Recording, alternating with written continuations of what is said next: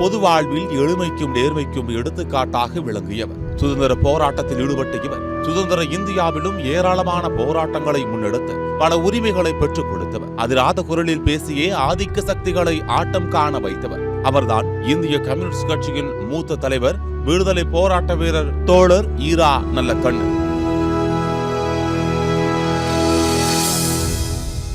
1925ஆம் ஆண்டு ஒருங்கிணைந்த திருநெல்வேலி மாவட்டத்தில் உள்ள ஸ்ரீவைகுண்டத்தில் உள்ள பெரும்பத்து என்ற கிராமத்தில் விவசாய குடும்பத்தில் ராமசாமி கருப்பாயி தம்பதிக்கு டிசம்பர் மாதம் 26ஆம் தேதி மகனாக பிறந்தார் நல்லக்கண்ணு. இவரது பிறப்புக்கும் இந்திய கம்யூனிஸ்ட் கட்சிக்கும் ஒரு மிகப்பெரிய நெருக்கமான தொடர்புண்டு. சிங்காரவேலர் தலைமையில் இந்திய கம்யூனிஸ்ட் கட்சி தோன்றிய நாளில் தோன்றிய ஒரே மாமனிதனும் தோழர் ஈரா நல்லக்கண்ணு தான். பள்ளி பருவத்திலேயே கம்யூனிஸ்ட் கொள்கைகளால் ஈர்க்கப்பட்ட நல்லக்கண்ணு தன்னுடைய 16 வயதில் கம்யூனிஸ்ட் கட்சிகள் சேர முயல வயது காரணமாக முடியாமல் போனது. அதனைத் தொடர்ந்து தனது 18வது வயதில் இந்திய கம்யூனிஸ்ட் கட்சிகள் தன்னை உறுப்பினராக இணைத்துக் கொண்டார். 1948ஆம் ஆண்டு கல்கத்தாவில் நடைபெற்ற இந்திய கம்யூனிஸ்ட் கட்சியின் மாநாட்டில் கொண்டு வந்த தீர்மானம் அவரது வாழ்க்கையை புரட்டி போட்டது. மாநாட்டில் ஆயுதம் ஏந்திய புரட்சி என்ற தீர்மானம் நிறைவேற்றப்பட்ட பின் இந்தியா முழுவதும் இந்திய கம்யூனிஸ்ட் கட்சி தடை செய்யப்பட்டது.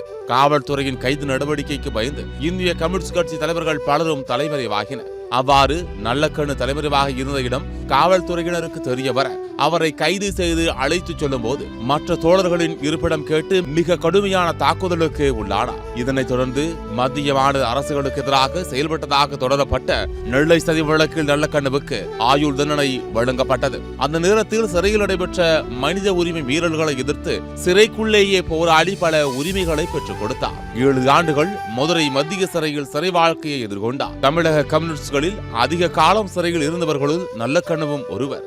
அன்றைய காலகட்டத்தில் தலித் மக்கள் வீடுகளையோ நிலங்களையோ வைத்துக் கொள்ள முடியாத நிலையில் அவர்களை ஓடும் குடிகள் என அழைத்தனர். இதற்கு எதிராக தலித் மக்களை திரட்டி போராடி அவர்கள் குடியிருப்பதற்கான மனை உரிமையை நல்லக்கண்ணு பெற்றுக் கொடுத்தார்.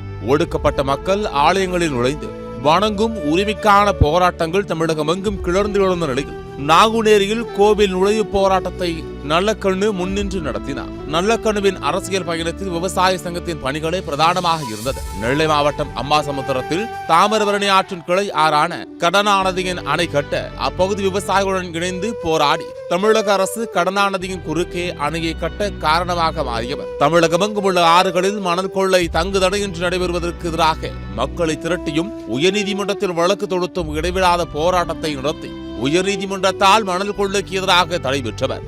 2009ஆம் ஆண்டு இலங்கையில் ஈழத் தமிழர்களுக்கு எதிராக நடத்தப்பட்ட தாக்குதலை கண்டித்து தமிழகத்தில் இலங்கை தமிழர் பாதுகாப்பு இயக்கம் என்ற பெயரில் பல்வேறு கட்சிகளை ஒன்று திரட்டி மக்கள் போராட்டங்களை மேற்கொண்டார். இந்திய கம்யூனிஸ்ட் கட்சியில் உறுப்பினராக தொடங்கி விவசாய தொழிலாளர் சங்கத்தின் மாநில பொதுச் செயலாளராக நீண்ட காலமும் கட்சியின் மாநில செயலாளராக 1992ஆம் ஆண்டு முதல் 2005ஆம் ஆண்டு வரை 13 ஆண்டுகள் தொண்டாற்றினார். 2 முறை மட்டுமே ஒருவர் மாநில செயலாளர் பொறுப்பு வகிக்க முடியும் என்ற கட்சியின் சட்ட விதியை இவருக்காக அனைத்து இந்திய தலைமையை திருத்தி 4 முறை பதவி வகிக்க வைத்தது.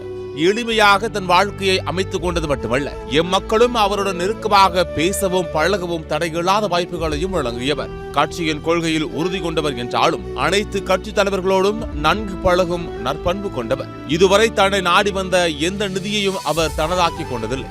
இவரின் சேவையை பாராட்டி தமிழ்நாடு அரசு 2008இல் அம்பேத்கர் விருதையும் 2022இல் தகைசால் தமிழர் விருதையும் வழங்கியது. இவர் 1958ஆம் ஆண்டு இந்திய கம்யூனிஸ்ட் கட்சியின் நெல்லை மாவட்ட குழு உறுப்பினரான அண்ணாசாமியின் மகள் ஆசிரியரான ரஞ்சிதத்தை நல்லக்கண்ணு திருமணம் செய்து கொண்டார். இவர்களுக்கு காசி பாரதி, ஆண்டாள் என 2 மகள்கள் உள்ளனர். காசி பாரதி ஆசிரியராகவும் ஆண்டாள் மருத்துவராகவும் பணிபுரிந்து வருகின்றனர். சின்னஞ்சிறு வயதில் செங்கொடியை கரங்களில் ஏந்தியவர் பொது வாழ்க்கைக்கு வந்த நாள் முதல் இறுதி மூச்சு வரை நூற்றாண்டு கடந்தும் எளிமையின் சிகரமாய் நேர்மையின் அடையாளமாய் வாழ்ந்து காட்டினார். பொது வாழ்வு என்பது பொழுதுபோக்கல்ல, அர்ப்பணிப்பும் தியாகமும் நிறைந்ததாகும் என்பதை வாழ்ந்து காட்டியவர் நூற்றாண்டு கண்ட தோழர் ஈரா நல்லக்கண்ணு.